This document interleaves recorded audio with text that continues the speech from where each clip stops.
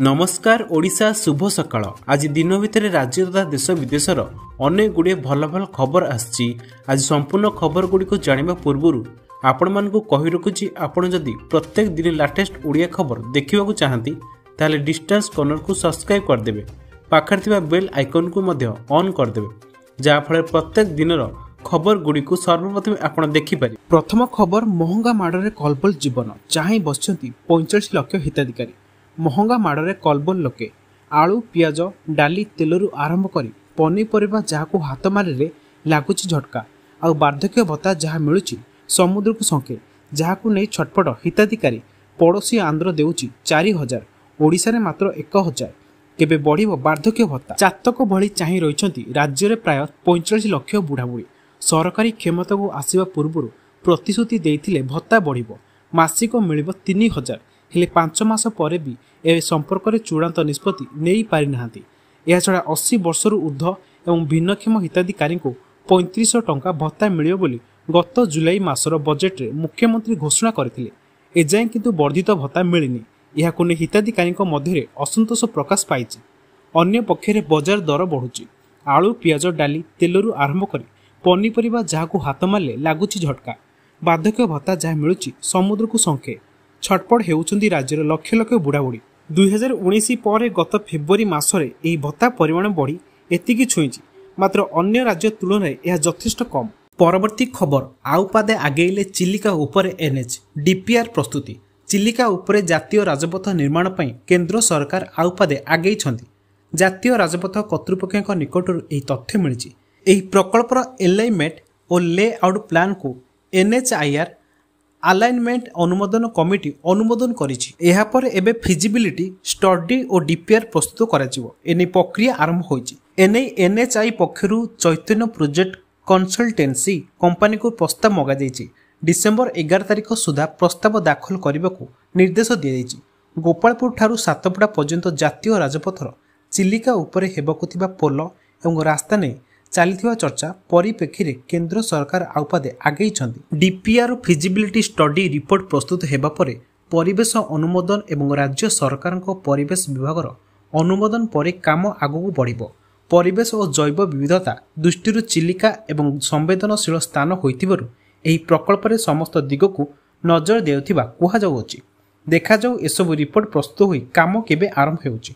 एठी आमे कहि रखुछु जे एही प्रकल्प नै विरोधी बीजेडी एवं बीजेपी मध्य दीर्घ दिनरू बाद विवाद रही। परवर्ती खबर, 17 विभागर बजेट खर्च नैराश्यजनक। टंका खर्च करिपारु नाहांती मोहन सरकार, अर्थ खर्च करिपारु नाहांती राज्य सरकार। सबुठु बड़ अधिक व्यय बराद हेउथिबा 17टी विभागर खर्च नैराश्यजनक। एबे जाए खर्च होइनी जुलाई सेप्टेम्बर टंका। केबे भी योजना रे प्रति ब्लॉक को 1.5 कोटी टंका दिया जिबा कथा, किंतु ताहा भी हेला नाही। अतिरिक्त व्यय मंजूर बिल आलोचना राज्य सरकार बजेट अर्थ खर्च कर डबल इंजिन सरकार ओडिशा केंद्र ठारू तार प्राप्य पाइब कि नहीं ताहा भी संदेह बोली आशंका करिसेंती बीजेडी विधायक निरंजन पुजारी। कांग्रेस मध्य राज्य सरकार को आर्थिक परिचालना को कड़ा समालोचना करिछि। बजेट पर बजेट आणुछंती मोहन सरकार, हेले अर्थ खर्च करिबारे संपूर्ण विफल। 17टी विभागर बजेट अर्थ खर्च अति नैराश्यजनक।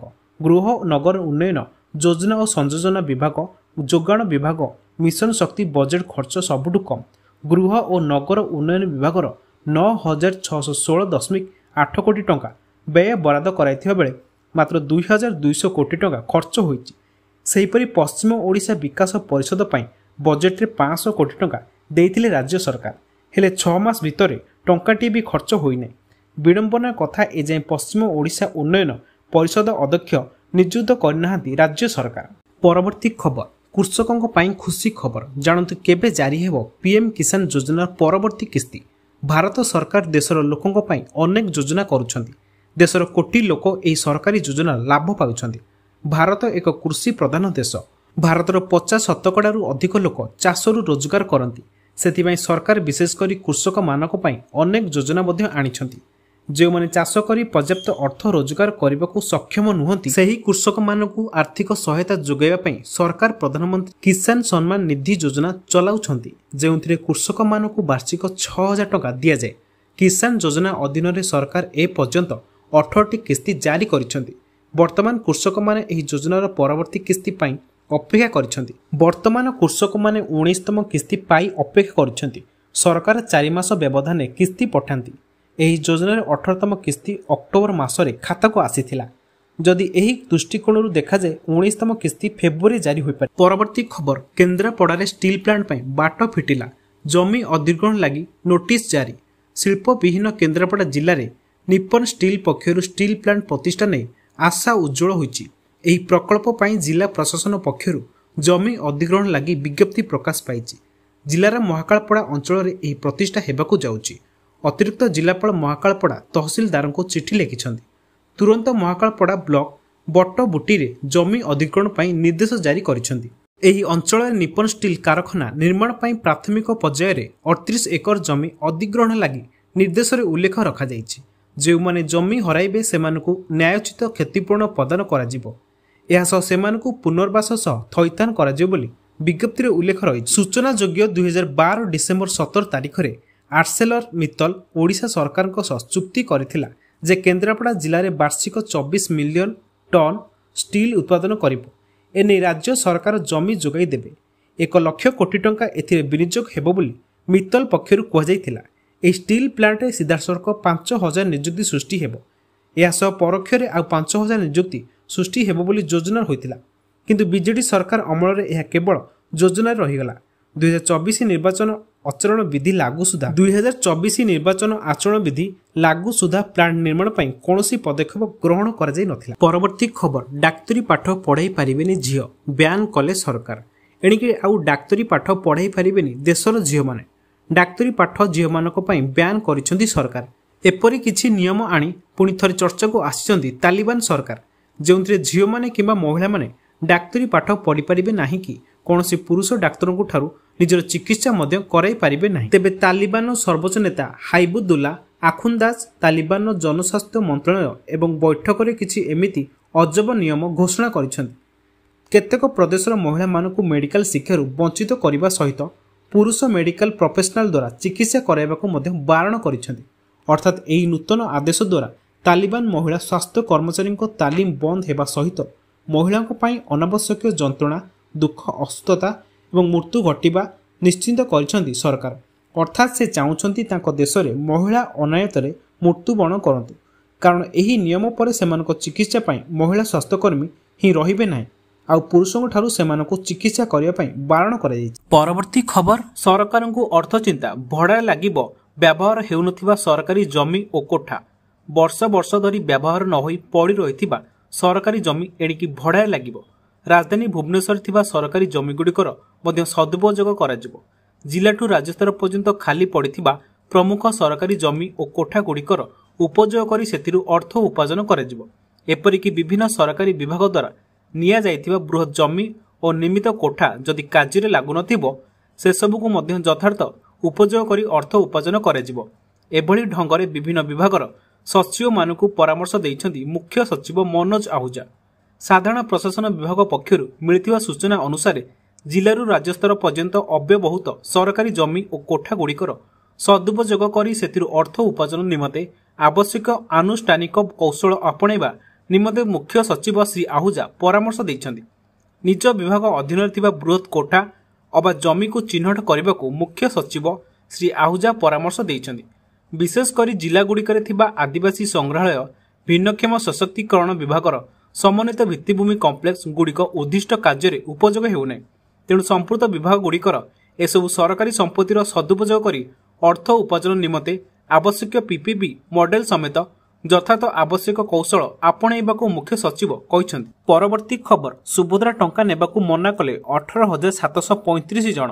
ଡିସେମ୍ବର 25 ବଡ଼ଦିନ ଛୁଟି ଆରମ୍ଭ ହେଉଥିବା ବେଳେ ସରକାର ସେହିଦିନ ସୁଭଦ୍ରା ଯୋଜନା ଟଙ୍କା ଦେବେ। ପ୍ରଥମ ପର୍ଯ୍ୟାୟ ଚତୁର୍ଥ କିସ୍ତିର ସୁଭଦ୍ରା ଟଙ୍କା ଦେବା ପାଇଁ ପ୍ରସ୍ତୁତି ଆରମ୍ଭ ହୋଇସାରିଛି। ଯେଉଁ ଆବେଦନକାରୀଙ୍କ ଆବେଦନ ଗ୍ରହଣୀୟ ହୋଇପାରି ନାହିଁ ସେନେଇ ଯାଞ୍ଚ ଚାଲିଛି ବୋଲି ସୂଚନା ମିଳିଛି। ଆସନ୍ତା 6 ସୁଦ୍ଧା ଯୋଗ୍ୟ ଅଯୋଗ୍ୟ ତାଲିକା ପ୍ରକାଶ ପାଇବ। ସେହିପରି ସପ୍ତାହକ ପର୍ଯ୍ୟନ୍ତ ଏନେଇ ଆପତ୍ତି ଅଭିଯୋଗ ମଧ୍ୟ ଗ୍ରହଣ କରାଯିବ। ଅପରପକ୍ଷରେ ଏଯାବତ୍ 18,735 ହିତାଧିକାରୀ ଯୋଜନାରେ ସାମିଲ ହେବାକୁ ନିଜ ଆଡୁ ମନା କରିଦେଇଛନ୍ତି। ଅଦ୍ୟାବଧି ଜାତୀୟ ଖାଦ୍ୟ ସୁରକ୍ଷା ଆଇନରେ ଥିବା ହିତାଧିକାରୀଙ୍କ ମଧ୍ୟରୁ ଆବେଦନକାରୀ ଏବଂ ଅଣ ଏନ୍ଏଫ୍ଏସ୍ ଆବେଦନକାରୀଙ୍କୁ ମିଶାଇ ମୋଟ 8,43,839 ସଂଖ୍ୟକ ଆବେଦନକାରୀଙ୍କୁ ସୁଭଦ୍ରା ଅର୍ଥ ସେମାନଙ୍କ ଆକାଉଣ୍ଟକୁ ଯିବା ପାଇଁ ଏପର୍ଯ୍ୟନ୍ତ ସେମାନଙ୍କର ଇ-କେୱାଇସି ସମ୍ପୂର୍ଣ୍ଣ କରିବାର ଆବଶ୍ୟକତା ରହିଛି। ଯେଉଁମାନେ ଓଟିପି ଆଧାରିତ ଆବେଦନ ଦାଖଲ କରିଛନ୍ତି ସେମାନଙ୍କ ପାଇଁ ମଧ୍ୟ ବାୟୋମେଟ୍ରିକ୍ ଇ-କେୱାଇସି କରିବାକୁ ପଡ଼ିବ। 18,735 ହିତାଧିକାରୀ 3 ଡିସେମ୍ବର ସୁଦ୍ଧା ଅପଡେଟ୍ କରିସାରିଛନ୍ତି। ପରବର୍ତ୍ତୀ ବଡ଼ ଖବର, ବଡ଼ଦିନ ପାଇଁ ରାଜ୍ୟ ସରକାରଙ୍କ ବଡ଼ ଭେଟି, ସରକାରୀ କର୍ମଚାରୀ ଓ ପେନ୍ସନ୍ ଭୋଗୀଙ୍କ ବଢ଼ିଲା ଦରମା। ସରକାରୀ କର୍ମଚାରୀଙ୍କ ପାଇଁ ବଡ଼ ଘୋଷଣା। ସରକାରୀ କର୍ମଚାରୀଙ୍କୁ ବଡ଼ଦିନ ଉପହାର ଦେଇଛନ୍ତି ରାଜ୍ୟ ସରକାର। ସରକାରୀ କର୍ମଚାରୀ ଓ ପେନ୍ସନ୍ ଭୋଗୀଙ୍କ ପାଇଁ ରାଜ୍ୟ ସରକାର ବଡ଼ ଭେଟି ଦେଇଛନ୍ତି। ଦେଶର 9 ଲକ୍ଷ ସରକାରୀ କର୍ମଚାରୀ ଏବଂ ପେନ୍ସନ୍ ଭୋଗୀଙ୍କ ପାଇଁ ବଡ଼ ଘୋଷଣା। ସୂଚନା ଅନୁସାରେ ପ୍ରାୟ 9 ଲକ୍ଷ କର୍ମଚାରୀ ଏବଂ ପେନ୍ସନ୍ ଭୋଗୀଙ୍କ ପାଇଁ ଡିଏକୁ 3% ବୃଦ୍ଧି କରାଯାଇଛି। ଏହି ନିଷ୍ପତ୍ତି ଜୁଲାଇ 1, 2024ର ପୂର୍ବ ତାରିଖରୁ କାର୍ଯ୍ୟକାରୀ ହେବ। ଗୁଜରାଟ ରାଜ୍ୟସେବା ନିୟମ 2016 ଅନୁଯାୟୀ ଡିଏକୁ ବର୍ତ୍ତମାନ 50%ରୁ 53%କୁ ବୃଦ୍ଧି କରିବାକୁ ଅର୍ଥ ବିଭାଗ ଏକ ପ୍ରସ୍ତାବ ଜାରି କରିଛି। ଜୁଲାଇରୁ ନଭେମ୍ବର ମଧ୍ୟରେ ଥିବା ବକେୟା ଜାନୁଆରୀ 2025ରେ ଡିସେମ୍ବର ମାସର ଦରମା ଏବଂ ପେନ୍ସନ୍ ସହିତ ପ୍ରଦାନ କରାଯିବ। ପରବର୍ତ୍ତୀ ଖବର, ସାତକୋଶିଆ ଓ ହୀରାକୁଦରେ ପର୍ଯ୍ୟଟନ ବିକାଶ ପାଇଁ କେନ୍ଦ୍ର ସରକାରଙ୍କ 200 କୋଟି ଟଙ୍କା ମଞ୍ଜୁର। ପ୍ରଧାନମନ୍ତ୍ରୀ ନରେନ୍ଦ୍ର ମୋଦିଙ୍କ ନେତୃତ୍ୱାଧୀନ କେନ୍ଦ୍ର ସରକାରଙ୍କ ପର୍ଯ୍ୟଟନ ମନ୍ତ୍ରଣାଳୟ ପକ୍ଷରୁ ସାତକୋଶିଆ ବ୍ୟାଘ୍ର ଅଭୟାରଣ୍ୟ ଏବଂ ହୀରାକୁଦ ନଦୀବନ୍ଧ ଅଞ୍ଚଳରେ ପ୍ରାକୃତିକ ପର୍ଯ୍ୟଟନ ବିକାଶ ପାଇଁ ପ୍ରାୟ 200 କୋଟି ଟଙ୍କା ବ୍ୟୟ ବରାଦ କରାଯାଇଅଛି। ମନ୍ତ୍ରଣାଳୟର ଲକ୍ଷ୍ୟସ୍ଥଳୀ ବିକାଶ ଡିଭିଜନ ପକ୍ଷରୁ ସରକାରୀ ଘରୋଇ ଭାଗିଦାରରେ ମଧ୍ୟ ଅନେକ ପ୍ରକଳ୍ପ କାର୍ଯ୍ୟକାରୀ କରିବାକୁ ଲକ୍ଷ୍ୟ ରଖାଯାଇଛି, ଯାହାଦ୍ୱାରା ଦୀର୍ଘସ୍ଥାୟୀ ପର୍ଯ୍ୟଟନ ବିକାଶ ସହିତ ସ୍ଥାନୀୟ ଅର୍ଥ ବ୍ୟବସ୍ଥା ସମୃଦ୍ଧି ହେବ। ସାତକୋଶିଆରେ 99.99 କୋଟି ଟଙ୍କାର ବ୍ୟୟ ବରାଦ ସହିତ ପରିକଳ୍ପିତ ପ୍ରକଳ୍ପର ଉଦ୍ଦେଶ୍ୟ ହେଉଛି ଏକ ବ୍ୟାପକ ଇକୋ ଟୁରିଜିମ୍ ବ୍ୟବସ୍ଥା ବିକଶିତ କରିବା, ଯାହା ଏହି ଅଞ୍ଚଳର ସମୃଦ୍ଧି, ଜୈବ ବିବିଧତା ଏବଂ ସାଂସ୍କୃତିକ ଐତିହ୍ୟକୁ ସଂରକ୍ଷିତ ରଖିବା ସହିତ ସାମଗ୍ରିକ ପର୍ଯ୍ୟଟକଙ୍କ ଅଭିଜ୍ଞତାରେ ସୁଧାର ଆଣିବ।